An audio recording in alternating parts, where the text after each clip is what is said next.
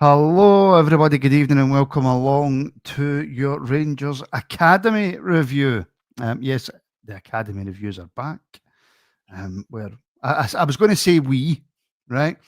But William Owen will keep you up to date with everything Rangers Academy because he knows far more than me.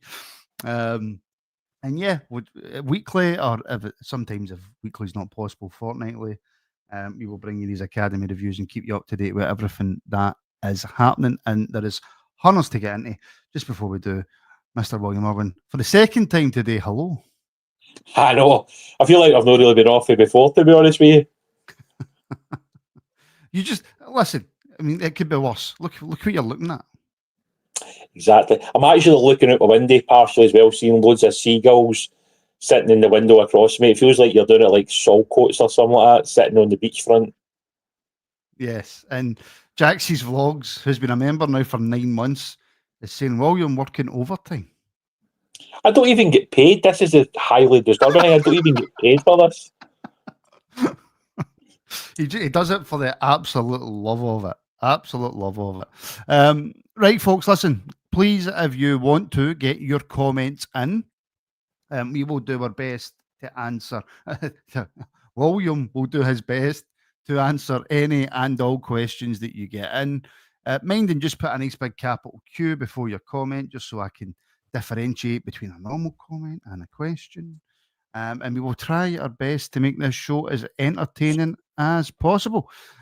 William, you gave me a big list of stuff that we can discuss, and I felt that probably maybe the best place to start, because of all the changes that's happened at the academy and stuff like that, is the cooperation agreements. Now, the only one I knew about was Raith Rovers. Yeah. I wasn't aware that we've also got cooperation agreements with Alloa and Stirling Albion. What do you make of these? And I take it these were like a necessity after effectively getting rid of the B team. Look, I think it makes a lot of sense for all the clubs in the top flight in Scottish football to put players out on loan, because there is only a limited amount of games for the under-19s and under-17s this season. So I think with the agreements with those three clubs, it allows us to put players out on loan, whether that's to the Championship, League One or League Two. Obviously, the most high-profile ones, Raith Rovers. There's obviously been some chat already about some of the players that might be going there. Josh Jennings, I think, being the main one, which really isn't too much of a surprise. I would imagine Josh could probably go to any team in the Championship, because I think he's more than capable of playing well at that point. But then there's other players, maybe like your Callum Adamsons, who is probably desperate to get out on loan and play men's football. Same with guys like Chris Adey. There's probably other players that I'm probably kind of missing here. Apologies for those guys. And then there's some of the Northern Irish guys who can't be part of the cooperation agreement, but they'll possibly be looking to get out on loan, guys like Blaine. Why is that? It's just the way that it's been worded, that it is mainly for Scottish players. Right. So unfortunately for English-born players or Northern Irish-born players, if they go out on loan, they can't return. Whereas with the cooperation agreement, like sort of Jack Wiley, who's out on loan at Kelty, was able to return and play in that KDM trophy game against Stenhousemuir, because that's part of the agreement that he can return and play. He can also return and play in the 19s games as well.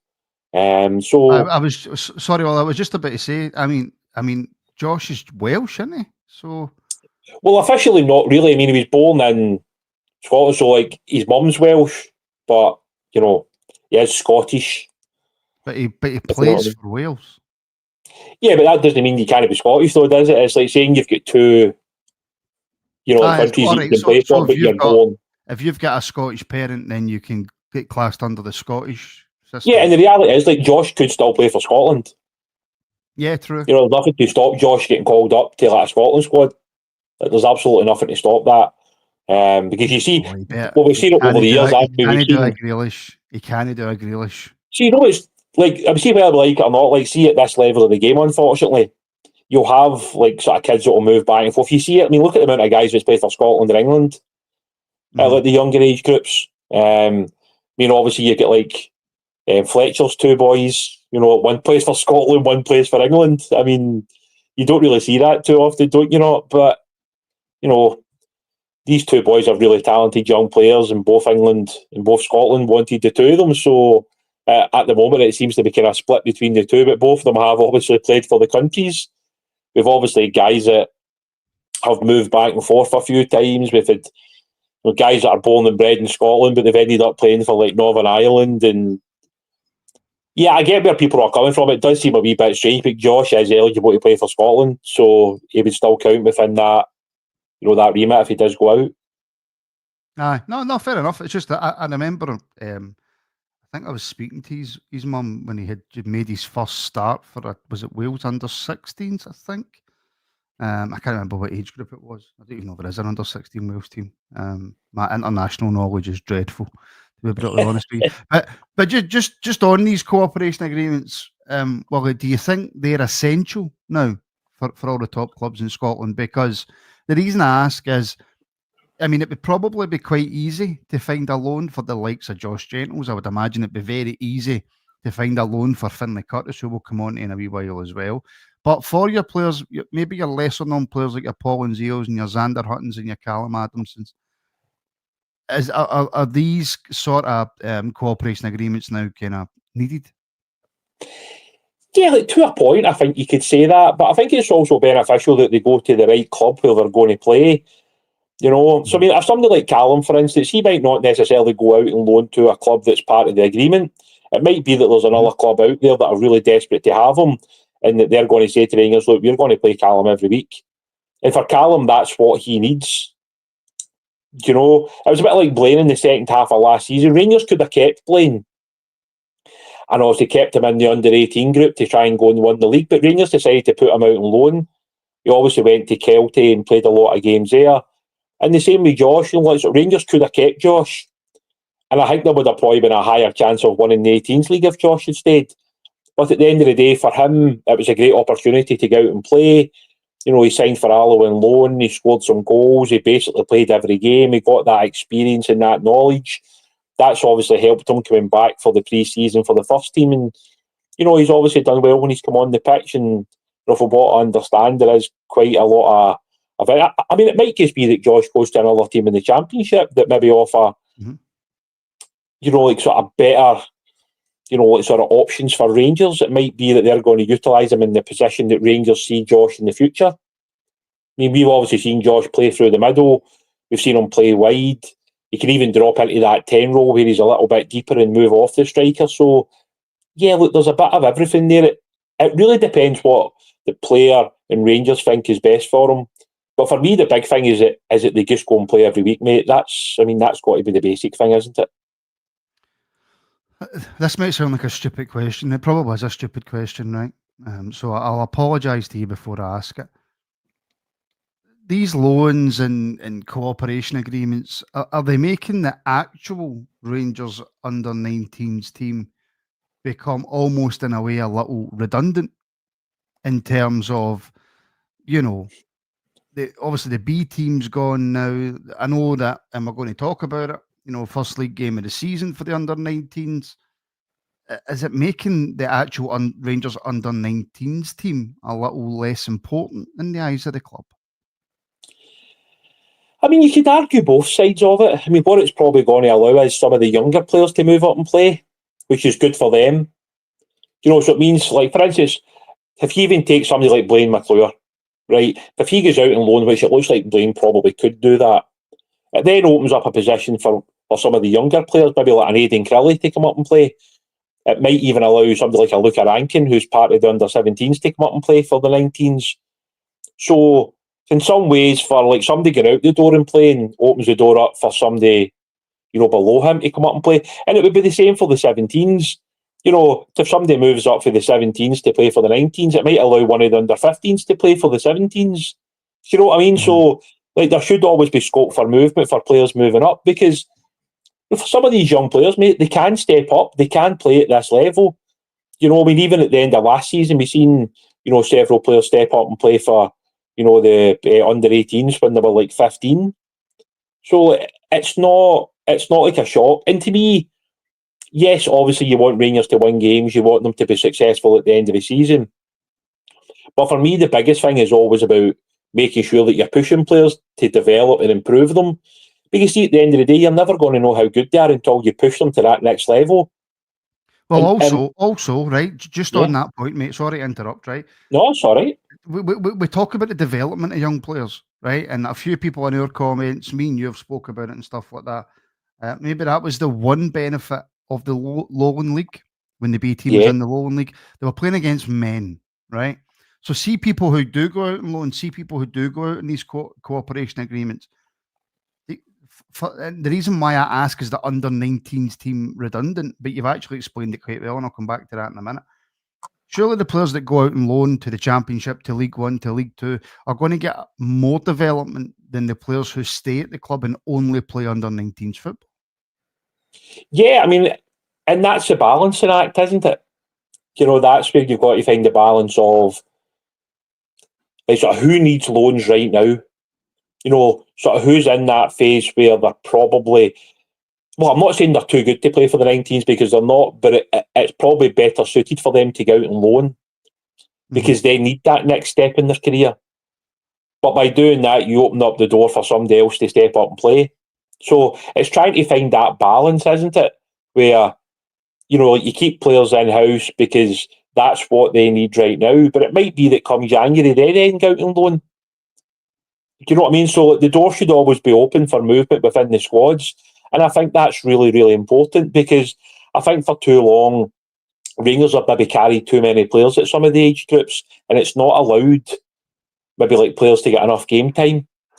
Whereas now with the slightly smaller squads at some of the age groups, it's probably allowing a little bit more movement within the squads and allowing some of the younger players to step up and play. And that's for me, that's important. And say to me, yeah, as I said earlier, stating the obvious, you're at Rangers, you want to win.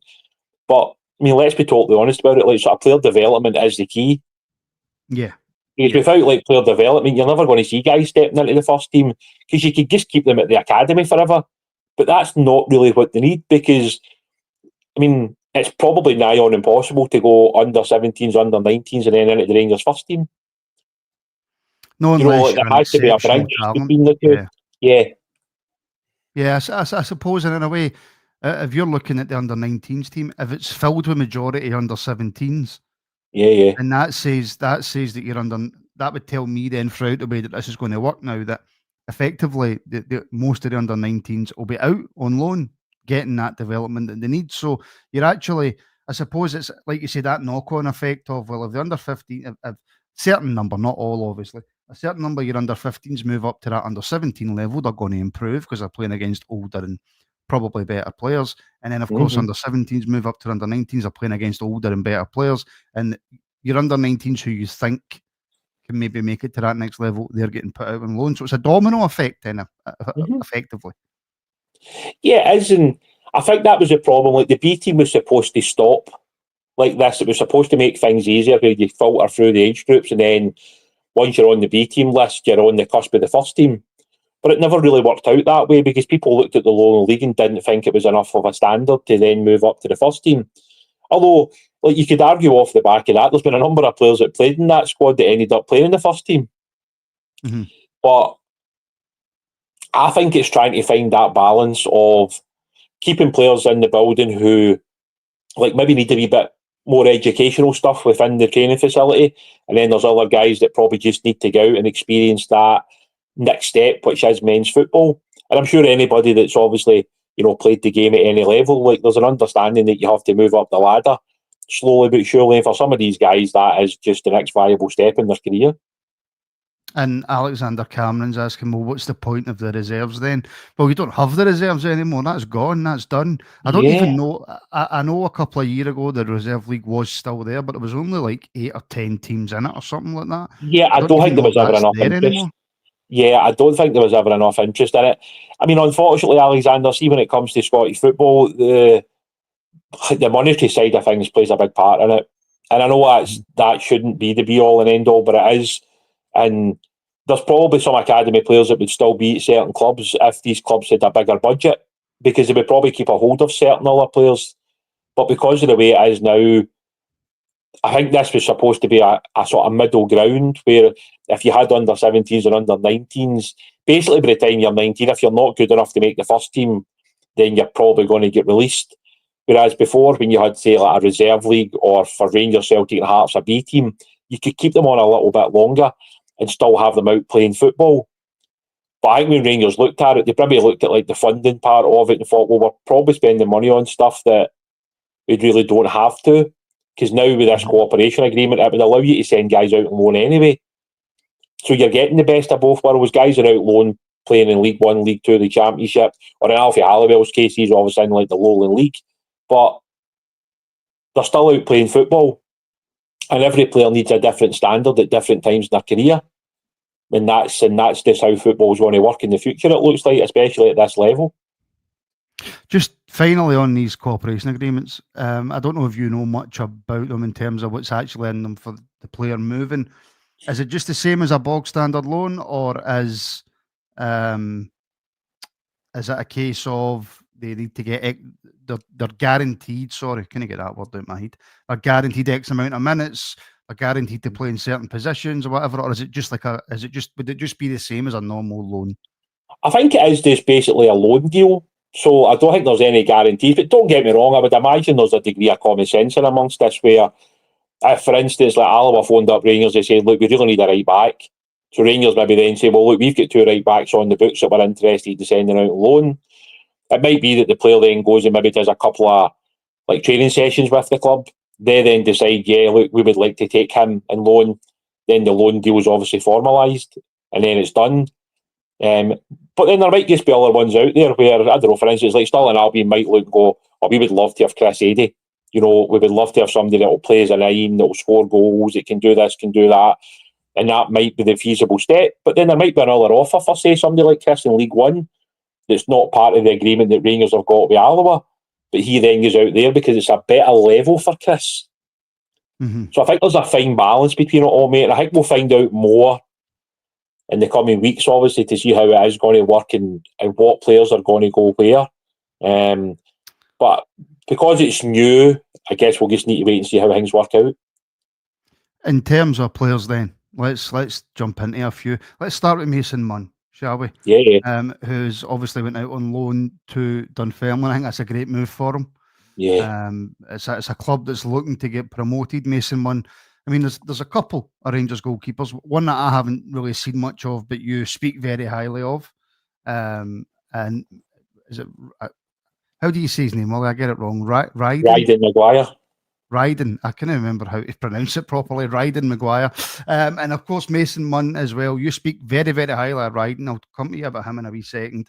But I've seen Mason Munn a few times. He's always impressed me. He's very vocal. He seems like he's got a very good head on his shoulders. He's got a lot of confidence. How is he doing so far out at Dunfermline? Yeah, he seems to be doing pretty well. I think it's like 2 games, 2 clean sheets, so it doesn't really get too much better than that, does it? Look, the one thing Mason already has at such a young age is that physical stature, doesn't he? He's quite an imposing goalkeeper for his age. I think he's worked on his game quite a bit as well. I think obviously training with the first team's really helped him. He's obviously got to watch other, goalkeepers in action at a higher level than where he is, obviously. And that's allowed him to then go out and loan. And as you've already stated, I think like sort of Dunfermline's a good loan for him. They're a team that are pushing to try and get out of the Championship. So there's pressure on them, to win football matches. And I think that's what you need. It's only a level below the Premiership. And possibly, if Dunfermline do get promotion this year, it might mean that Mason maybe stays with them next year and ends up playing in the Premiership. So for Rangers, that's like the ideal scenario, isn't it, really? That he then steps up, plays in the top flight and gets that opportunity to test himself at the top level of Scottish football. Then Rangers are almost saying, well, if he does that for Dunfermline, he can definitely do that for Rangers. Yeah, in the top flight. If he can perform in the top flight, yeah, absolutely. And I've got no qualms about Mason Munn. I know he had a wee slip up in goal for us in the first game. You know what I mean? First game for the first team in the cup, or whatever. But no, I've got absolutely no qualms, and I think he'll do excellent at Dunfermline this year. But talk to me about Ryden then. I was going to call him Rylan, and I really didn't want to do that just in case I got it completely wrong. Mr. Maguire, let's call him that. If his dad's listening, you're in big trouble if you call him that. Listen, I'm in big trouble for him and all. He's bigger than me and all. He's a big man, mate. I mean, especially if that was an ex-professional footballer. You don't really want to upset guys like that. No, I really don't. Apologies, Mr. Maguire. Apologies. But talk to talk to me about Ryden then. I mean, Yeah. you've sung his praises for a while now. Yeah, look, he's an outstanding young goalkeeper, isn't he? I mean, he's an unbelievable shot stopper. He's constantly, sort of communicating with the players in front of him. He just seems to almost have that experience at such a young age. But I mean, that might well come from his dad being a professional footballer at one point. Do you know what I mean? So maybe, I don't know, maybe it's just easier to pass on those skills to somebody because you've experienced that yourself. But yeah, I mean, to me, he's an the genes as exceptional. well. People Yeah, laugh of at course that, it but can. there's a Look, reason why ex-footballers' kids become footballers. yeah, look, of course. I mean, look, it certainly helps. Let's not lie about it. I mean, it certainly helps when you've had a parent that's played professional sports in some way. But yeah, I think Ryden and Mason were very, very lucky to have those two outstanding goalkeepers. But that's not to downplay the quality of others. I mean, like Alfie Halliwell had an excellent season last year until he picked up an injury. He then drops out the team. He's then kind of struggled to get back in because of that. That's why this year going out on loan makes a hell of a lot of sense for Alfie. We're quite lucky that way. We've got, young Sam Reid below that. You've also got Jaden Malarvey, who's another good young goalkeeper. Igor Mames that's there. I mean, the club's been lucky over the years. We seem to actually, whether we can sign young goalkeepers or obviously develop our own within the academy, we do always seem to have a decent kind of roll of goalkeepers, don't we, that are coming through the academy and into the first team. And yeah, I think we've certainly got two with Mason and Ryden in particular that could go on to have, really, really good careers at a good level. Absolutely. I think it's imperative, Wally, that we talk about Paul and Seal. Yeah. We can maybe add Xander Hutton into that as well. Obviously, he's been with the first team. He's played against Alloa. No, not Alloa. Was it Alloa he played against? No, it wasn't Alloa. Oh, my head's gone You're blank. talking about Xander? Yeah. Yeah, he played in the pre-season game. I think it was the Middlesbrough game, wasn't it? I think he That's played. who it was, Middlesbrough. Yeah, Middlesbrough. But Xander Hutton, Paul and Seal. The last game I went to, it was the Queen's Park game. Obviously, the one you went well and you couldn't attend. Paul and Seal was took off at half time, and I seen Paul in the full season that we were in the Lowland League. I think Paul's time in the under-19s for me, or at least in academy games for me, and it's just my own personal opinion, I think it's done. Well, to be honest with you, I think Paul definitely now needs to take that next step and get himself out and play men's football. I think he needs that experience. Yeah, look, I think it's definitely the next step for Paul. Whether it's a loan or a permanent deal for Paul, I think this summer it is imperative that he gets out and plays. I think Paul's in the last year of his contract, so it might be that if an offer is on the table for a permanent move, he might just take it.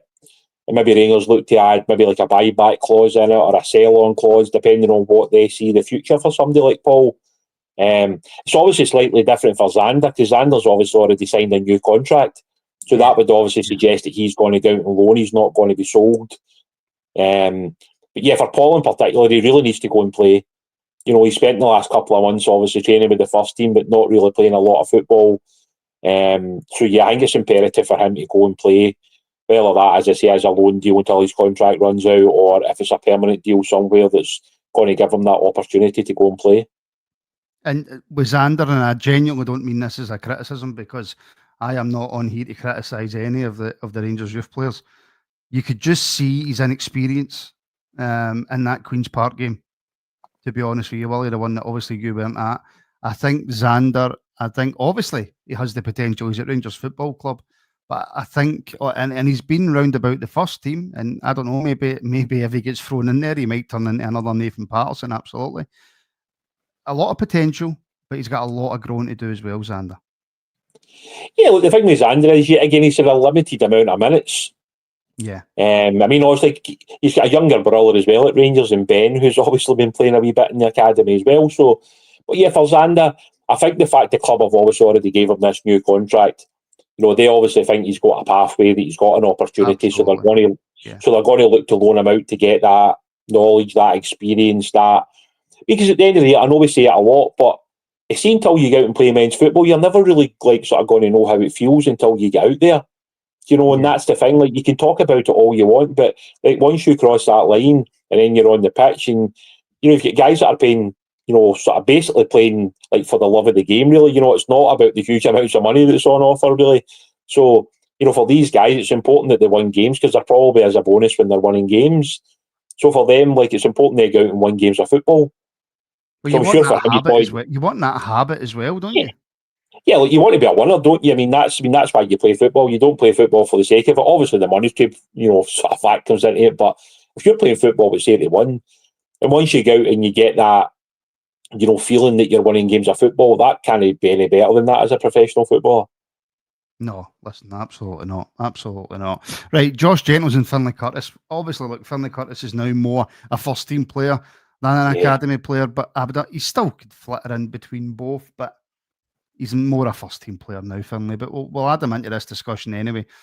You mentioned Josh a wee bit earlier. It's imperative. He's not going to get first team game time, much, if any, this season at all. There is some heavy links with Rafe Rovers. Willie, if he goes there, he'll be a starter. 100% he'll be a starter for Rafe Rovers, and it'd be a great move for him.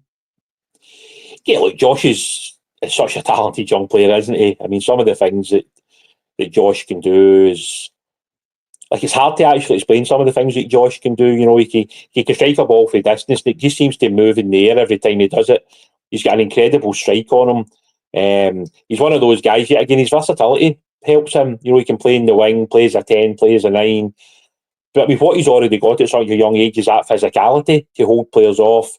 He's got a really good first touch. He's good at linking up the play. He's good at getting beyond players. But yeah, again, he just needs to take that next step. He obviously played League One with Alloa. The next step's the Championship. And as I say, for what I understand, there's a number of Championship clubs interested in him. So it might just be that there might be a better offer out there for Josh.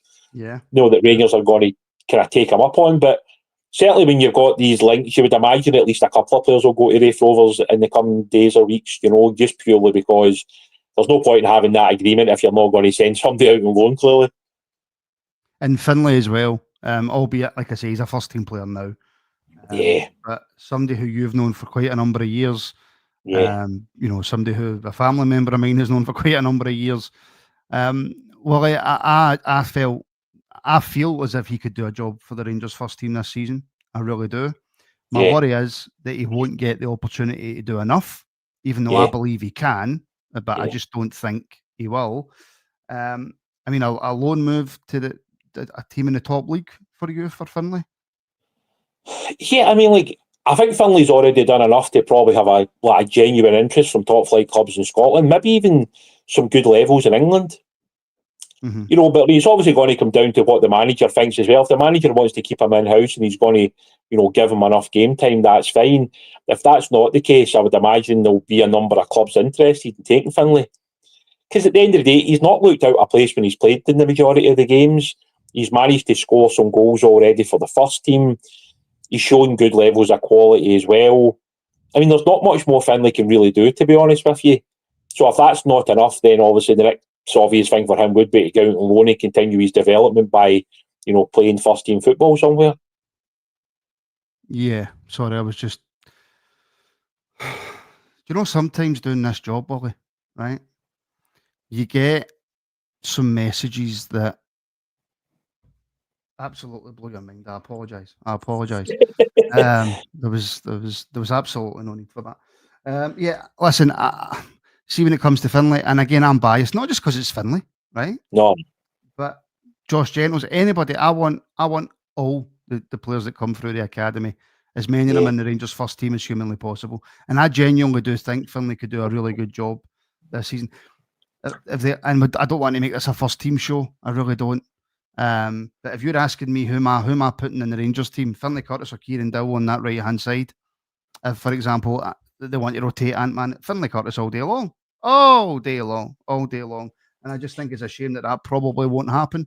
But yeah, if he can get, I don't know, League One in England, maybe even Championship, like you're saying, I think that could be.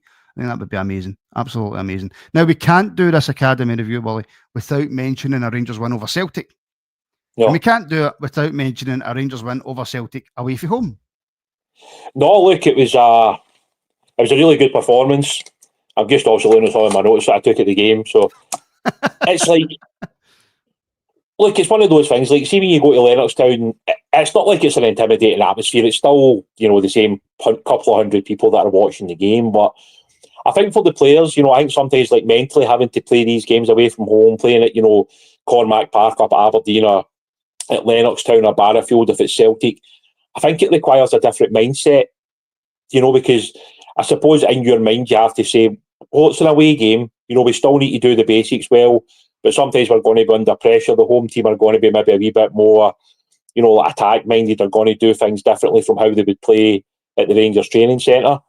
But I thought the boys were excellent. I thought they played really, really well. They were the better team for probably the majority of the game. The starting 11 for that game was Jayden Malarvey, Ashton Patton, Ashton Scally, Luke Ramage and Connor Owen, Callum Young, Luca Rankin, Aidan Crilly, Kyle Glasgow, Coben Ferguson and Max Cameron. And they all performed really well. Unfortunately, Luke ended up getting sent off. He had to make a challenge kind of late in the game when Rangers were leading 2-1 because it looked like Celtic were potentially going through in goal, and he decided obviously to make the professional foul, and he ended up being sent off. But for those lads to go there and win that type of game, first league game of the season, I don't remember too many Rangers Celtic games, even at academy level, that first game of the season. So for the lads to go and win that game, and then obviously they've got Aberdeen away tomorrow, like back-to-back away games against, sort of two of your kind of toughest rivals, you would tough to say, but that's why you play the game, isn't it? You want to have these tough games, you want to have, the pressure of trying to win games of football. But yeah, I thought the lads were great. Kyle Glasgow and Max Cameron with the goals. I think Kyle's goal was after like 30 seconds or something like that, crazy. It basically just kind of get standing, kind of trying to get a good spot to watch the game, and all of a sudden, sort of Kyle Glasgow's tucking the ball in the back of the net. But no, Kyle Glasgow, by the way, is from Edinburgh. I have no idea where he's from. I had to make the joke. Yeah, look, like Kyle's a special talent, isn't he? I mean, he's unbelievable technical ability. He just has this knack of doing things that you can't really explain, to be honest, to other people. Max, yet again, has obviously played quite a number of games for the 19s already this year, but dropped down for that game. His quality stands out at that level in particular. I mean, there is a lot of good players in that group. I mean, I like the two fullbacks, Scally and Patton. I love the fact they got up and down the pitch. Connor Owen and Luke have been, pretty solid in at centre back. Obviously, like sort of Connor Owen's kind of hit the headlines the last couple of days because he's obviously the picture of him, the old school centre half with the shaved head, big, strong. Yeah. I mean, Connor's such a nice guy, such a kind of pleasant person to talk to, and he's got that kind of mentality. And yeah, look, he does look like an old school centre half, somebody that's just going to header and tackle everything, but he's also a very good ball player as well. So, and then I really like the middle of the pitch. I really like Luca Rankin. I think he's a smashing player.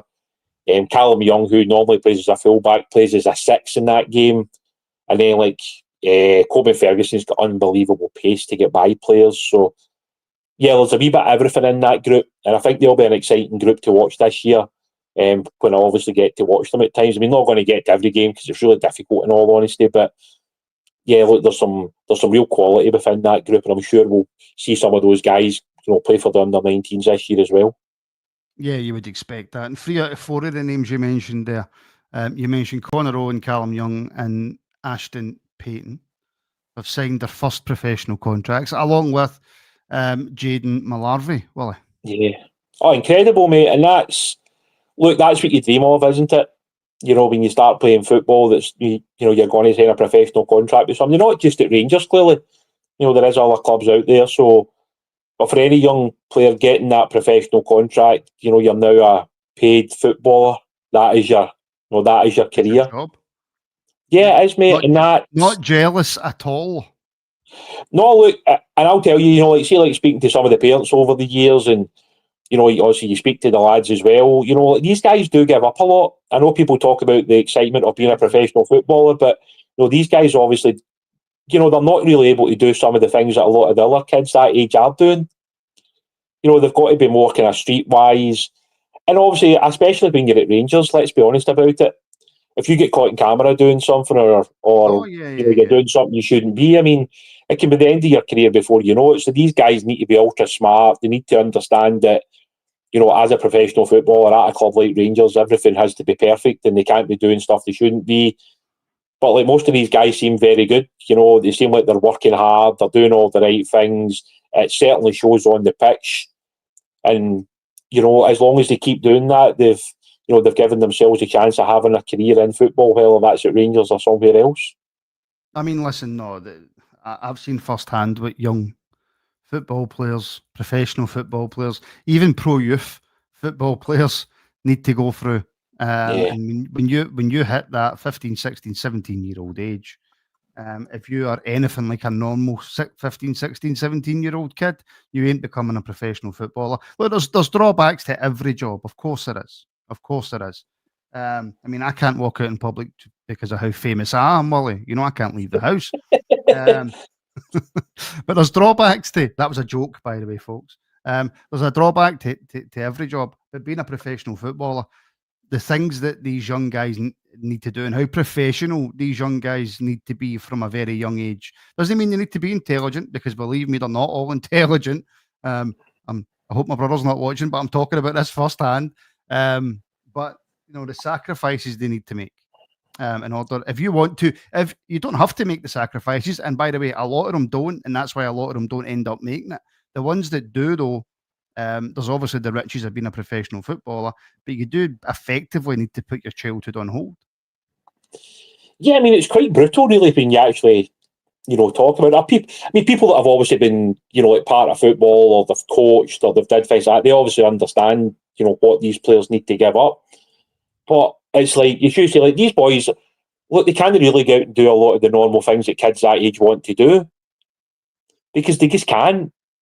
And plus, a lot of these games now, like, these guys are playing on a Friday night sometimes. So it's not like they can go out with their pals and then end up in the pub, and it's just not really something they can do. But as you say, like, the benefits of it are, if you're good enough and you make it as a first team player somewhere, you can have a career in the game. Yes, some people might end up part-time, maybe playing juniors or whatever. But, for these kids right now, to be like sort of professional footballers at Rangers is a dream that thousands and thousands of others were desperate to do. I've just had my dinner delivered to me. Would you believe it? Yes. That is outrageous. I've got absolutely no idea what it is, but the missus has just brought me in dinner. Well, we've only got two more things. We've only got two more things to talk about anyway. But yeah, I've seen it firsthand, Willie, and some of the sacrifice. But then, if you actually make it, if you properly make it in football, of course, it's a short career, and the riches are there, and then you can go and do what you want in your 40s. But anyway, Robbie Fraser, Willie, I'm a bit gutted about Robbie Fraser leaving. I genuinely felt. I mean, I don't know if I'm being honest with myself. I don't know if he was ever good enough as a footballer. Technical ability wise, he might have been. Maybe that's up for debate. But as I says to you today on the afternoon rabble, that boy had all the mentality and all the confidence in the world to make it at Rangers. Maybe just the technical ability that he didn't have. Yes, and the thing is, like, it'll always be a judgment call on the manager's part. And that's the thing, like, regardless of what every other fan in the world thinks and all the stuff that's said on social media about individual players and the coaching they get and all this other stuff, it'll always come down to one person, and it'll be the first team manager when it comes to that. And Robbie, I think for Robbie this might turn out to be a blessing in disguise, to be honest. Yeah. He's going to go out, he's potentially going to play a full season in the Championship. If Dunfermline do as well as a lot of people seem to think they will, he could be a Premier League footballer next year. So he'll be back playing in the top flight of Scottish football anyway. So it's maybe only taking 1 year out. Are you surprised Livingston didn't try and get him back for this season? I dare say they probably did, but I don't know how. I mean, obviously, Robbie was part of the first team squad early on in the season. He travelled down to St George's. So maybe Livingston would have liked the deal done before then, and maybe that's how it's kind of slid away a little bit. I mean, from what I understand, there was a number of clubs interested in Robbie, not just from Scotland, from further afield. So it's not like he didn't have the right offers on the table, but I think, it would seem like sort of Dunfermline was his choice, and the steps that, have been taken to play him in that team, and, the chats he's obviously had, like with Neil Lennon, and, the guarantees that he's obviously been given with regards to his future. And I mean, a 3-year deal as well, mate. That's a big thing for a player his age to get a 3-year deal. It gives you a bit of financial security as well, doesn't it, for that length of time? So, I think Robbie will go and do well. I would say that right now, if we even see him playing for the family, I think Robbie will go and do well. Yeah. And as I've said before on other podcasts, it's not just about football ability. Mentality takes you a long, long way in football. And Robbie's got that in abundance. He's been knocked down several times, but he's managed to drag himself back up and say to people, you know what, I'm good enough, I will make it. And in the end, he did. He got to play for Rangers, and he got to start a game for Rangers, and he's come on in European games and all that. I mean, it's like he's got to do things that most other people can only dream of doing. But now this is the next step in his career. This is the next step in his journey, and hopefully, it's the right decision for him. And if everything goes well, as I say, it could be a Premier League footballer next year.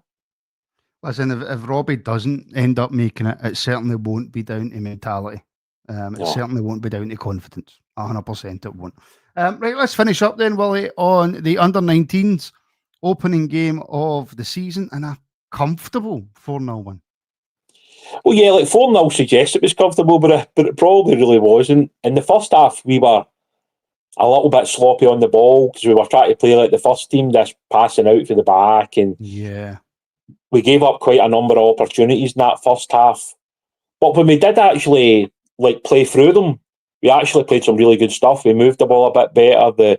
The quality into the box was good. Obviously, a lot of people have now seen the opening goal in that game that comes from a lovely little dink from Blaine McClure. Alex Smith, possibly the smallest player on the pitch, manages to get a free header to give us the lead. But in the second half, I thought Rangers were excellent. I thought the quality we showed in that game in the second half in particular was really, really good. And yet again, that possibly comes from the depth on the bench. We were able to bring on Chris Edey, Callum Burnside and Callum Adamson in that second half, and they really impacted the game massively because of the qualities that they obviously have. The starting 11 was probably not what I expected. It was Ryden Maguire, Ben Hutton, who's obviously Xander's younger brother, as people probably are now aware of. Lyle Walk was at left back. Aaron Kerr, who was a kind of right back last year, is now playing centre half this year, and he was outstanding in the game, it has to be said, along with Connor Campbell. Aidan McCallion playing in the sixth role, so he was the one that was doing the Rothwell Raskin role, dropping in, taking the ball. You obviously had Cameron Fernie and Blaine McClure just ahead of him in the midfield three. Then you had Alex Smith on one side, Lewis Stewart on the other, and Max Cameron through the middle. So Max played both the 17s and the 19s games for the start. But look, see, for me, it's not always about the scoreline. You want to see certain things in the game for the young players, and I thought we saw that a lot more in the second half than we did in the first. I think it's fair to say Hearts will probably not really understand how they didn't score a goal in the game, because they did have a lot of good opportunities. But second half, I thought Rangers were really good. And I think the big thing for me on a personal level is, sort of the goals are spread out. You've obviously got Alex with the first, Aidan with the second, then Callum Adamson, and then Chris Edey. So it's 4 different goal scorers. The goals are spread amongst the team. It's not just down to one individual to carry the team in terms of the goals. And I think, yet again this season, depending on who goes out on loan, yes, the 19s will maybe get a little bit weaker, but that doesn't matter. Because as long as somebody's going to step up and play and they're going to get that experience of playing for the 19s rather than the 17s, to me, that's what's important. Of course, we want Rangers to win. Let's not deny that. But, Yeah. But I would rather, if Rangers not winning at under 19 level meant that more players were coming through and getting more minutes and progressing better, and we were getting more into the first team, I don't think most of the support would mind that much, to be honest with you. Sorry, mate, on you go. No, I always want to say, look, to me, that is the most important thing. Yes, I want Rangers to do well. Yes, I want Rangers to be successful every season. But for me, the paramount importance is that we are able to move young players up from the 15s into the 17s, into the 19s, out and loan, maybe in training with the first team, then end up playing for the first team. That's why the academy's there. It's not to come back and say, we won the 17s and 19s league, but not one of their players made it into the first team. Yeah. Yeah, that's very true. That's very true. Just finally then, Wally, mate, in terms of style of play, because you mentioned Yeah, it there. Janet's saying under 19s, please don't play like the first team. Now, I would imagine at most football clubs it's the same now. Whatever the tactics of yeah, your first team are, is the tactics of your B team, reserve team, under 19s, yeah, under yeah. 17s, whatever it is. How are the under 19s, under 17s adjusting to the Russell Martin style? Probably not too well in the first half of the 19s, I would have to say. I mean, a lot of the times yeah, again, this isn't like a criticism of the style of play, but you're putting massive pressure on players because a lot of the times they're getting the ball where they're facing the goalkeeper. So when the goalkeeper's passing them the ball out, like for instance, if it comes to Aidan McCallion, he's either got to take the touch and play it back to the goalie or the centre halves, or he's got to take the ball in, then he's got to spin. So if that goes wrong at any point, what you're basically doing is losing the ball, right? And then at least one or two guys are then basically going through on the centre halves of the goalkeeper. Yeah. So that's the faults on that side of it. And yet again, if you don't move the ball quick enough, you can get picked off on the counter because you've got too many players up the pitch. Mm-hmm. So it's probably trying to strike that balance. And yeah, certainly in that first half against Hearts, we probably made too many mistakes. But yet again, as a few of the parents were saying, this is how the boys have been told to play now. Yeah. So like, it's not the player's fault. It's not the coach's fault. This is just like how it's going to be at the academy. And that's just something they have to accept. I thought the 17s probably did it best. I thought they moved the ball really well. I thought their intensity was good. You know, they were constantly like sort of working hard up and down the pitch. So maybe it's just easier for younger players to maybe just catch on to that quickly. I don't know. Maybe that's just an easy cop out. I don't know. But I thought the 17s out of the two were better in terms of how they try to use the ball, in terms of the quality that they showed. But I'm sure it will get better the more they play. And yet again, it's football. It's only natural that you're going to improve the more you play. In terms of the up and coming games, I've already kind of touched on it. The 17s are away at Aberdeen tomorrow. So if you're in the Aberdeen area, Cormac Park, 7 o'clock tomorrow night, you can usually just walk in and watch the game. It's normally on the Astro pitch, just at the side of the car park. The next game for the under-19s is Stranraer away on Tuesday night. What a fabulous journey that's going to be on a Tuesday night to Stranraer. At the moment, I've said I'm going to go.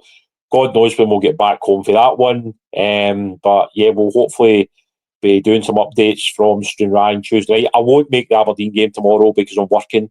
And because of the time I kick off, there's not really any way of kind of shifting things about to get there, unfortunately. So I'm sure Wolf will probably jump along and watch the game in that one. So I'm sure he can keep us updated if there's anything happening. He's working on all. He's working. But yeah, the next one for me will be Tuesday night, Stranraer and the KDM Evolution Trophy. So if anybody's going to be there in the Tuesday night, feel free to pop over and say hello, or if there's anything you want to ask or whatever, always happy to chat, as most people probably see on here. So that's very, very true. Right, before we go, I have to give a big birthday shout out to Max. It is Jim Sloan's grandson. It's his birthday. Happy birthday to the OG of the pod's grandson. So it's indeed, the OG grandson. Max. It's the OG grandson, Max. Happy birthday. I hope you're having a great day. I hope your Granda Jim has absolutely spoiled you. Keep asking for stuff, Max. Don't stop. Keep asking, keep asking, keep asking.